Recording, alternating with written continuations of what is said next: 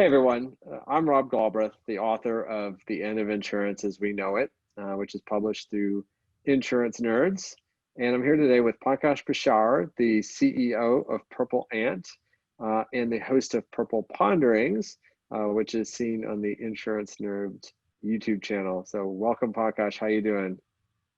Doing good, Rob. Always good to see you. Thank you for this great opportunity to talk about a few things that we both love passionately about. Yeah, so today Pankaj and I are going to have a conversation about IoT and the role in insurance. And there's been a lot of hype on this topic, and there's certainly a lot of excitement that I think is warranted, but it also hasn't quite gained the foothold yet that I think both Pankaj and I thought that it might when we met a few years ago, and it definitely has not being leveraged to its full potential today. I'll say it that way. And so we wanted to have a dialogue today really on that topic, and we've collaborated together on a white paper that you can get if you go to the Purple App website to download, which I think you'll find of great interest. So Pankaj, I'll kind of let you start off the conversation. Let's see where we want to go. Maybe we want to talk about the current state and then kind of what the possibilities are. What do you think?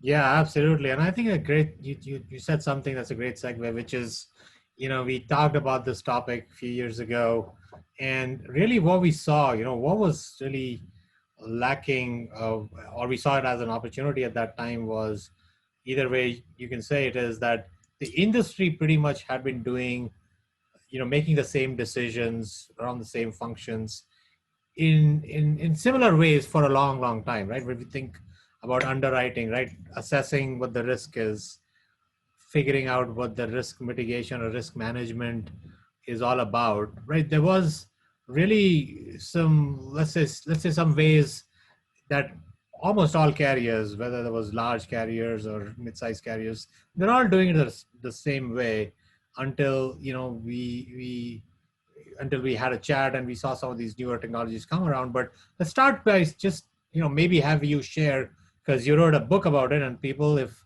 there's anybody listening to this conversation who still hasn't bought Rob's book, The End of Insurance as We Know It, please do. It's an amazing book that has been acknowledged by everyone within the industry as well as outside the industry as a great one to get a good grip around this interesting industry that we're in. So as you have basically researched and talked about, and you came up with a provocative title because you saw an opportunity. You saw that there was some struggles and constraints, and like the industry had to do something, which is where sort of we also talked about sort of the current state and constraints. So why don't you share some thoughts on what you saw in your research? Yeah, I'm happy to, Pankaj, and thanks for the kind words on the book. So, the book is really premised on the idea that we still need insurance. So it's titled The End of Insurance, but the as we know it part is just as important as the end of insurance. So what I'm not saying is that insurance is going away.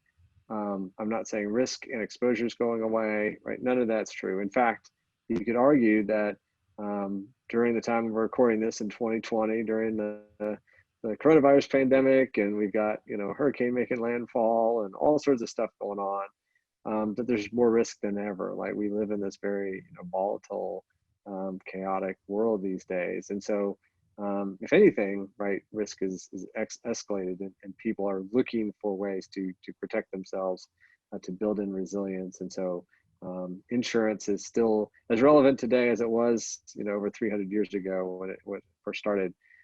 I think what has changed is the way that insurance works. It is really a digital first product, and has kind of been wired that way for a long time. I've been reading a book called The Long Tail by Chris Anderson, and he makes this distinction between atoms and bits. And so, right, atoms are physical things, right? Bits are digital in a computer. So what we've seen as kind of trends is that the internet and the change in markets, right, it really first started with music streaming, right? And then it was kind of videos as bandwidth got better and stuff like that. So these things were always data that were always bits. It might have been encoded on a CD in the past, or videotape for those old enough, a VHS tape, right? But it's data fundamentally. And so it can be translated into bits, and it can be, passed around like very, very easily. What we're starting to see more is the atom pieces, right? So Amazon, right? They still have to physically store the goods, just like Walmart did, just like the supermarket did, but they do it more efficiently, like online distribution, but there's still the physical goods. There are advances, such as with my book, where it's print on demand now. So there's nobody sitting around with 5,000 copies of the end of insurance as we know it, just waiting in the warehouse to ship them off. They run them in very small batches. It's essentially print on demand. So until you hit the buy button on Amazon, the book is actually not printed. And the fact that it can be printed and delivered to your doorstep on Amazon Prime in 48 hours is just really, remarkable, and a testament to technology and that ability to translate, bits kind of into atoms, a physical book. On the insurance side, there isn't that much physical, right? Yes, there's a physical policy that you get, but if you think about it, right, there isn't that much in terms of atoms that's transferred from carriers to agents to the insureds. This is very much about bits. Now, it's confusing. It's a legal contract. It's a financial instrument all rolled into one. There's regulations, right? There's lots of rules around it. So there's complications. Having said that, right, I think insurance is still waiting for its moment. We talk about InsurTech and what it can do, and it's fundamentally, I'm more convinced than ever, it is a paradigm shift. It's just this new world, this connected sensor world that we live in, whether it's telematics, whether it's smart home devices, whether it's wearables, you name it, right? It could be something in the agriculture sector. That's just fundamentally different view of the world than the way that we used to do it. We used to collect the age, gender, marital status of someone to see, well, what should I rate them from a driving? Well, I don't need to do that anymore, right? Age, gender, and marital status doesn't have anything to do with your ability to drive. Now, when I was bucketing people into categories and trying to take a guess at how they drove, because that's all I could do is just guess, I couldn't directly observe their driving behavior, then that made sense. That was a good proxy. But I don't need to do that anymore. Just like I don't need to know the age of your home or the type of construction, right? Maybe the type of construction a little bit, but certainly the age, right? 20-year-old home may need all its major systems replaced, like the plumbing and the water heaters and the HVAC system, or those things may have already been replaced and it's good for another 20 years. And so I think, what is capable today versus what are people doing is really this fundamental disconnect that I think is interesting to explore. Yeah. No, I think those are great points, and I just wanted to share a few things, right? So when I started going deeper into sort of the startup world, and it helped me get outside of what I was doing for a long time before that, I realized that you mentioned insurance started 300 years ago, right? And for pretty much all of these many years, the whole premise has been, should something happen to you, we'll cover it. Okay, that's been the premise, which means that it's a very reaction-centric business operating model. Now, you've improved certain things as you've gone along, but essentially the basic premise has been that because of regulations, you have to buy. So the premium dollars will come in, distribution, the agents will send the customers coming in, but then all we need to do is have claims call centers ready, so that if a claim happens, we'll interact with the policyholder or the insured, or go back to them at the time of renewal. Right, that's about it. That's how the entire workflow was set up, and of course, along the way, you're doing the underwriting and the pricing based on the the historical data, like that's been collected and covered from a long time. And I felt the first thing was that it truly hadn't manifested itself from a protection perspective, which is what insurance actually means, right? There's a positive element of the word insurance, as I saw it, which is, how do I protect you? How do I just make sure that you never have to actually need my product? Because if that happens, if prevention happens, everybody benefits. Like, the insurance companies do benefit if there are no claims, The insured benefits it that when there are no claims. So that was kind of the fascinating first thing that was a like aha moment for me in terms of interesting observation. The second one was that as a result of that, insurance as a product, I'm not sure if the product experience, and basically because of Amazon and a lot of these consumer companies that have really taken consumer experience to the other extreme, insurance companies that still not sort of fine-tuned that consumer customer engagement, customer interaction in that realm, right? So it was a big gap between what you would expect when you would interact with someone like a retail company like Amazon, for example, or Apple, for that matter, or and an insurance company. So that was a kind of the second disconnect that I had. Is true. There is a real opportunity. Not to say that um, it is what it was, but I saw that as again another opportunity, that another aha moment, that look, if something like an insurance product could also be improved upon. And I think if you see a lot of insurtechs, and we can talk about that forever, but the common thing, if with all these unicorn companies as they come out, right, and we can name 7 or 8 of them, is the customer engagement, intuitiveness, ease of use, simplicity aspect of the product, right, that give the customers what they want and how they want. So I think I just wanted to kind of, as we've seen now as we've seen those, as I saw those, uh, gaps, so to say, and then we see these opportunity with, sensors and AI and ML, sort of the technology, emerging technology as a new tool to now solve, the old world business problem. There seem to be a tremendous opportunity, right? So that is a good segue into the next section, which is sort of, there's the old way of doing things, which we, agree there are some gaps. And then you have these new technologies that have come in. Of course, technology by itself is not going to solve anything, right? So you also have to apply. So talk to me a little bit about what you've seen as in terms of the application of these technologies to improve the current way. Yeah, and I'm definitely curious in your thoughts, Pankaj, because I think you've even been closer to this space than I have. But we've seen a lot of pilots, right?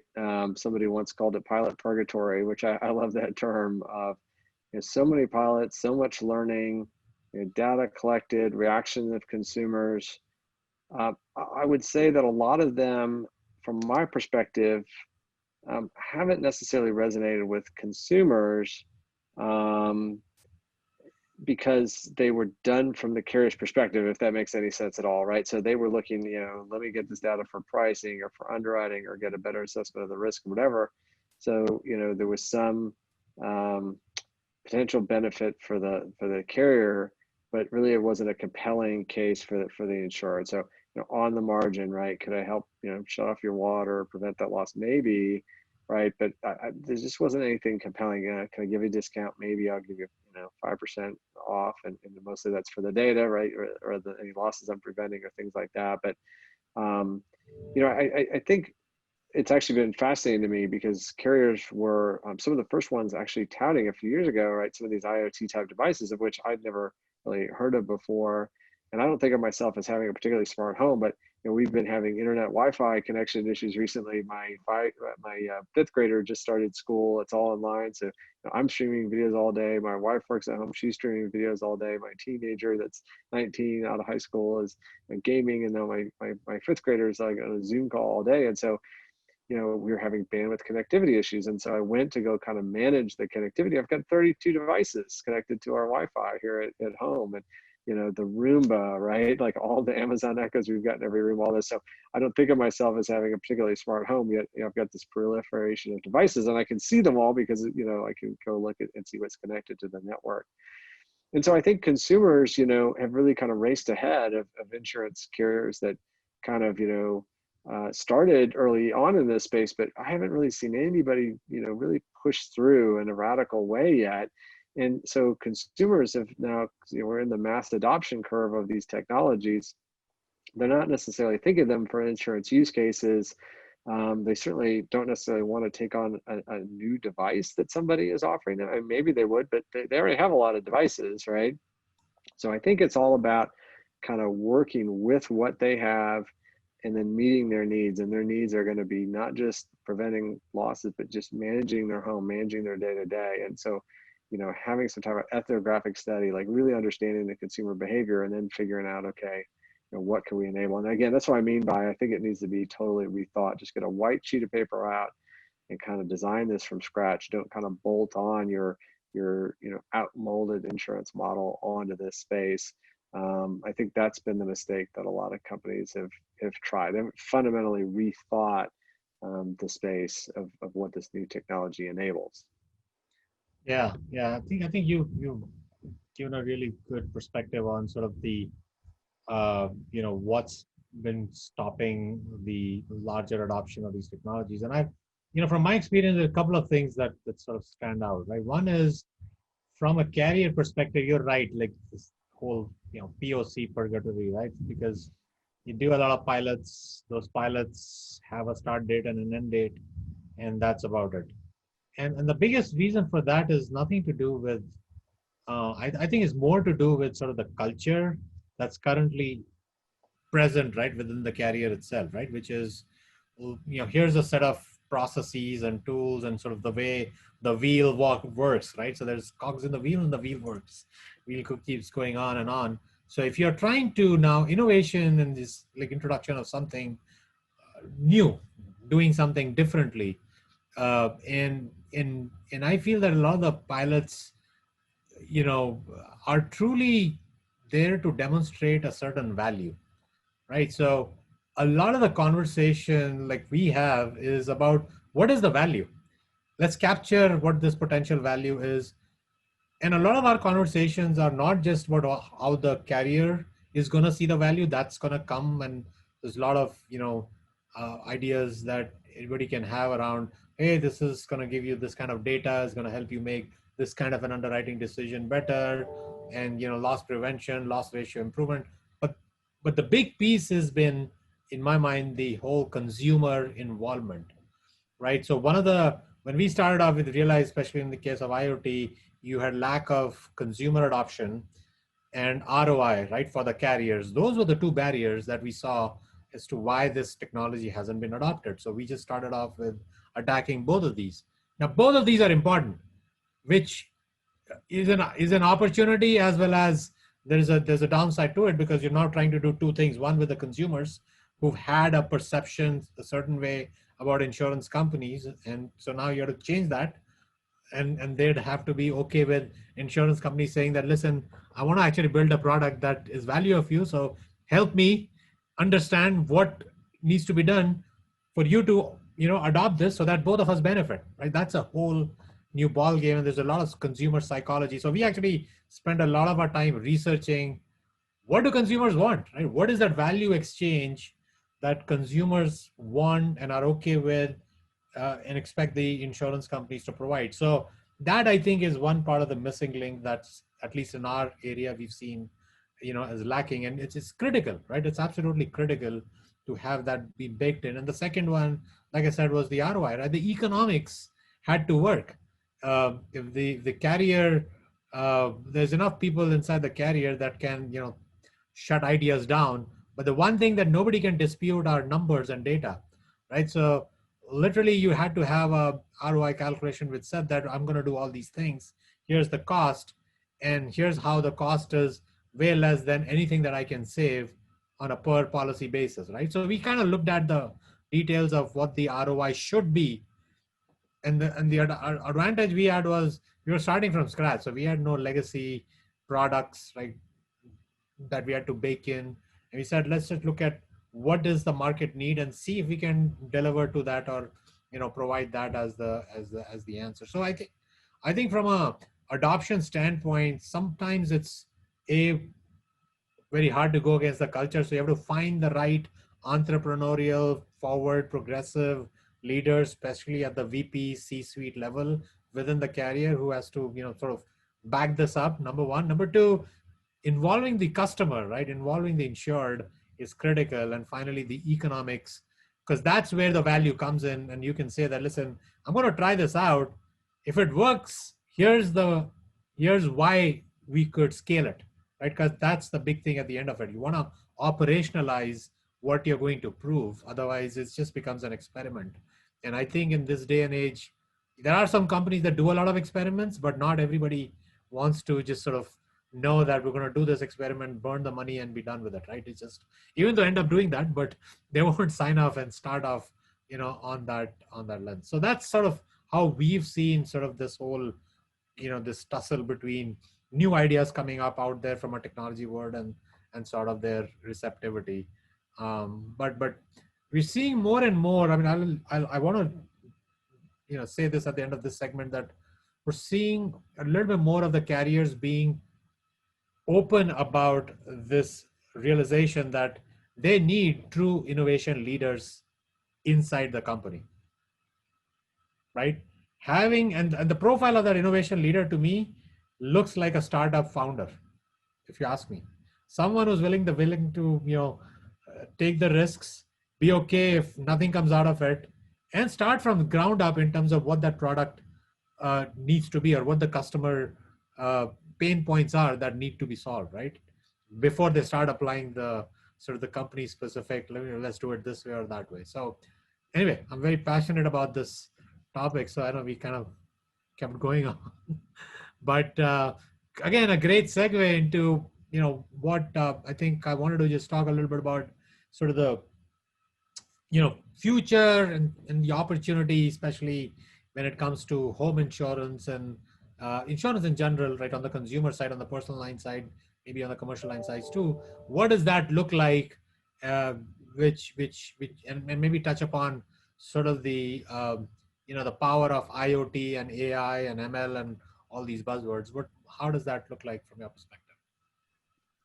Yeah, so I mentioned a paradigm shift before. I would add a parallel concept here, which I think it almost takes a leap of faith. And I know you kind of mentioned numbers and metrics and ROI. Those things are important, so I don't want to diminish that. But you know, I have a good feeling that a lot of carriers out there are going to save more on printing costs this year from having all their employees work remote than they would have spent on some of these pilots or whatnot, right? So the type of money that we're talking about to really refine the value prop and to push this forward, I think is a trivial amount for most carriers in the end of the day. And so you almost have to have this fundamental belief that yes, IoT is going to revolutionize the way that we do insurance. And I don't know the timing. I don't know if that's a 2-year timeline, 5-year timeline, 10-year timeline. But it is going to happen. It is fundamentally different. And I'm going to have a much, much deeper, 10x, 100x, 1,000 times that, a million X potentially, more information about my risks and exposures than I have today, right? And it allows me to work directly with my consumer in a way that I may not have access to that kind of level of insight today because I may be working through an agent or broker. And so I think it's really compelling, even for again, agents and brokers, both on the personal line side, on the commercial side. I do think, commercial holds a lot of potential here because there's just more at stake, right? If you've got, apartment buildings, right? Manufacturing plants, other things, right? There's just a lot more at stake when you have that water leak, right? It's not just your apartment or your home, right? But now it's multi-tenant, right? Or you have to shut down operations or things like that. So, you have a higher exposure to these types of events. So they warrant a higher investment. So I feel like you have to just fundamentally believe like this is going to change the world fundamentally. And I think about some of the entrepreneurs that you mentioned, right? And Elon Musk, right? I mean, sometimes the guy seems really, really crazy, right? And he's been talking about this stuff since like the late 1990s. And it's only now that we kind of look at Tesla and we're saying they're not just a niche player anymore. I mean, they're directly competing against Ford's, GMs, right? I've seen this, so many more Teslas on the road in the last year or two where, if we knew somebody had a Tesla, it was kind of this novel thing. Now they're not novel at all. I feel like I see them on the road all the time, right? Same with SpaceX, right? And their successful launch of NASA astronauts. So, in some ways you have to believe, right? And it's taken Elon Musk a 20-year journey to get to this place, but he never wavered in that faith. Same with Jeff Bezos and Amazon, right? From the mid 1990s to now. So, this is not an overnight success. You're not going to get your return in a single year. And so I think that's the key here is you got to be playing the long game. I read a book recently, and I'm forgetting which one it was, but it gave me a great framework to think about these type of issues. And it's called the 10-week, 10-month, 10-year rule. So the types of decisions that you're agonizing over the next 10 weeks, if you look from 10 years from now, they're going to seem really trivial, right? And then vice versa. Like, so we tend to unfortunately favor the short term over the long term. And so, does it make sense to do in the next 10 weeks? Of course not, right? 10 months, maybe, right? 10 years, absolutely. And so, you're not going to get there 10 years from now without starting somewhere. So, I think you just have to start with that belief that IoT is going to change the world. It already has in many ways, but it's going to change the insurance world, and then go from there. And however long it takes you to get there, I'm not saying unlimited time, unlimited money, but that's really what it takes, is that level of commitment. And before I throw it back over to you, Pankaj, like the type of personality that you kind of mentioned, that's actually rare at insurance companies, right? There's so much consensus, by their nature, insurance companies are risk adverse. And so I've been proud with a lot of companies have really gone out with innovation teams, innovation labs, have taken some risks, but I do feel like, fortune favors the bold in this space. And my question is, who among us is the bold one to be that leader? Sometimes I talk about in my keynote speeches, what if there was a competitor that adopted every brand new technology, was on the cutting edge of everything, rather than looking to be the fast follower or waiting, until somebody else is successful with it. I think that would be a very formidable competitor if there was somebody that took the bull by the horns on all of these major value propositions and just kind of took it as an article of faith that it will happen, and they want to be the ones to figure it out. I think that's a lasting competitive advantage.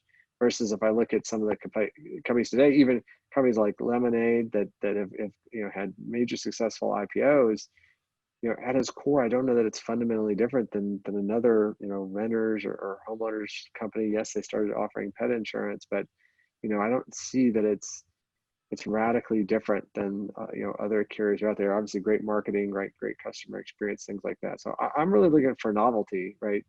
Novelty to me conveys lasting competitive edge, and so that's where I've been surprised that there hasn't been more movement in this segment yet.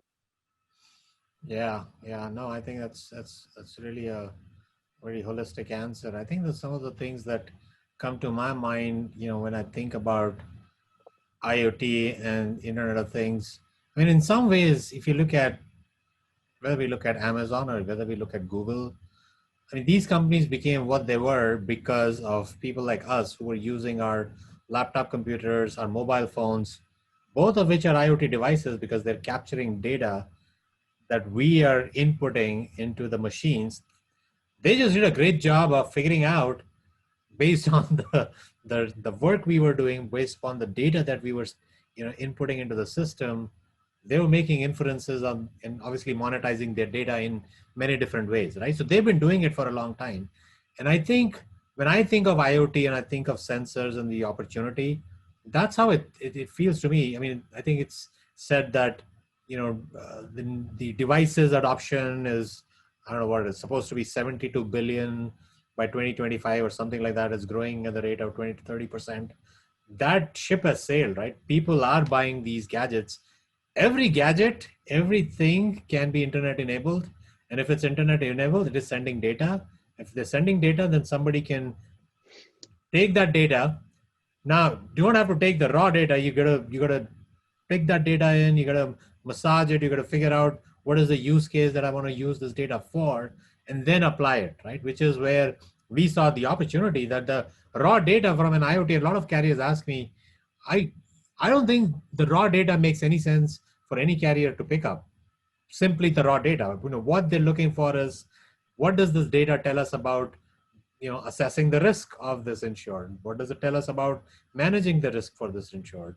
And now, because of these technologies, I think there's a completely different way to look at them, right? So the example that you mentioned earlier in our conversation about the age of the building, when it was built, the data for the last 30 years in terms of, people of similar demographic, what loss histories we've had, and you have this pool. Well, all of that goes, I'm not saying throughout the door today, but if you can get data about me as an insured in real time, which is contextual, with all the other data elements that are out there, that's super powerful because it's customized, right? The whole power of B2C business model is, can you customize or can you personalize to an extent that, like, whatever is that product, it becomes really, has a unique proposition for me as a consumer. And that's what insurance, I think, has that potential to present, right? A product, a policy which I need looks different than what you might need, and therefore is priced differently. And with the risk management aspect, right, which is huge when it comes to commercial lines, right? Again, because of the fact that I could now know what could happen to you, I could have the setup in place to intervene and, sort of minimize the damage, which again, everybody benefits. So, obviously from a risk management perspective, the potential of IoT within commercial space is huge. So I really think that, I mean, I believe I don't know if it's going to take 2 years, 3 years, 5 years, or 10 years. I thought it was going to take less than 1 year. Believe me, when I started in 2018, I thought it's going to be, this is no brainer. People should take it up right away. But as we know, things happen more slowly. So I do think it'll take a while because the insurance industry has a big option, which is status quo, which is not do anything or do what is a little bit more, a priority to them. But this is coming. You mentioned, right, a day will come when one of the, maybe an insurtech or a digital NGA or someone is going to come in and say, let me take advantage of all the new technologies. I'm starting up from ground up. Let me deliver an experience which is what the consumers want, both before, during, and after the purchase. And it might not even be a product. It might be a service. It might be a monthly service that those guys are ready to sign, because we know consumers love signing up for product as a service, right? So the subscription model is here. Amazon Prime has made that so popular that, think of it that way, right? Amazon Prime type subscription pricing that covers some of these devices, and in case the devices don't work, the coverage kicks in, right? If the damage should occur, and all that is covered by that subscription pricing. So I do think I'm quite bullish that that day will come. Hopefully it comes sooner rather than later. But in post-COVID world, where everything, I think everybody has understood the importance of being digitally connected, being, prevention is better than cure, right? So if you put all those mega trends together, IoT and, the promise that it has for this industry is huge. So question is, are there any, converters out there, any listeners who feel like, what, this is something worth, taking a chance and trying to see what are the possibilities, right? I think that's what we're talking about. There are a lot of possibilities. Are you willing to, when are you willing to step in and try those out? So yeah, that's where I think this could go. And but time will tell, as you know, with everything. So that actually brings us to an end. Rob, what would you say?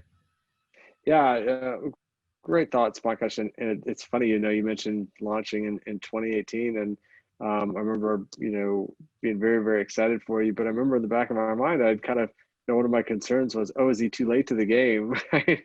And so that's clearly not been a problem for you. I think some of your vision in terms of being device agnostic, right, and really the intelligence. And like you said, I think everyone's used to looking at that Accord form, looking at those loss runs, looking at that, Excel spreadsheet or other things. And so we're used to structured data, we're used to fielded data, as underwriters, as claims professionals. And so, yeah, you're right. Like the data streaming off these sensors doesn't make any sense. Just if you read the GPS off of your phone, it would make any sense to you. But that's why we have AI, right? Is to kind of make sense of it, show the patterns, and to distill it, right, in the user interface that shows you, right, this is the optimal route. Here's two optional routes that you could go instead, right? And I talk in my speeches about, it's a beautiful user interface. You wouldn't necessarily call, Apple Maps or Google Maps beautiful, right? But it is. It's actually a tremendous testament to the simplifying power of some of these technologies to make the complex simple. And so that's really what you've been able to do at Purple Ant. So I agree with you. I think too on COVID. how do you perform a loss control visit, right? How do you, get a sense for particular risk, right? How are you monitoring things like, it's all just enhances the already what I felt was kind of a compelling use case to kind of explore in this place. So I totally understand, right? For each carrier, for each agency and broker, for their clients, right? Different programs are going to make different sense for each one. I don't think it's a one size fits all. But the beauty, right, is that the hardware part of it is the easy part, right? It's the software part, the making sense of it and designing a program, a risk management program, to your point, that's really fundamentally about prevention first, gaining insights, and then, at worst, right, helping to triage the claim, hopefully, reducing severity, et cetera. And I just think, it's kind of a parting thought. We know that when customers have a claim, that's the moment of truth for both agents and carriers. And when they have a good claims experience, you've just gained a customer for life. Those people typically don't leave you after that experience. So imagine the power of that good claims experience, and how much better it would be if you prevented their claim from happening in the first place, right? Like that would be the ultimate, right? So I do think people need to think about it along multi-dimensional lines, right? Not just dollars and cents. What am I going to pay back in terms of, the lost dollars themselves, but all aspects of it, right? Including both, yes, loss avoidance, but also, increased customer retention, loyalty, word of mouth, better pricing, et cetera. The whole gamut. Again, it's a fundamental paradigm shift for insurance. So I don't think you can look at one aspect in isolation and just evaluate it. Cool. I agree. So, well, with that, I know we probably should wrap this one up, but for anybody listening, we do have a white paper that we're publishing, which has a lot more of this in written form, and will be published very soon. And if you would like that, hit us up, and we'll send you a copy of that white paper. With that, thank you, Rob. This was awesome. Absolutely, Pankaj. Great to connect with you. Can you tell people how to find you and how to find more out about Purple Ant? Absolutely. I love for people to just go up to our website, which is www.purple-ant.com or www.purpleantinc.com. You'll find us there. We'll have a link to the white paper on our homepage, so you can hit that and be able to access the entire white paper. Fantastic. Well, wish you phenomenal success moving forward, Pankaj. Congrats on what you've been able to achieve to date. Always great to catch up, and thanks for being part of this Insurance Nerds conversation. Thank you. Same here, Rob. Good luck for all the best for your future success as well. And let's stay in touch. It feels like yesterday we had that chat, but hopefully 2 years from now, we'll say, hey, finally, the time is here. Absolutely. All right. Take care, everyone. Thanks for watching.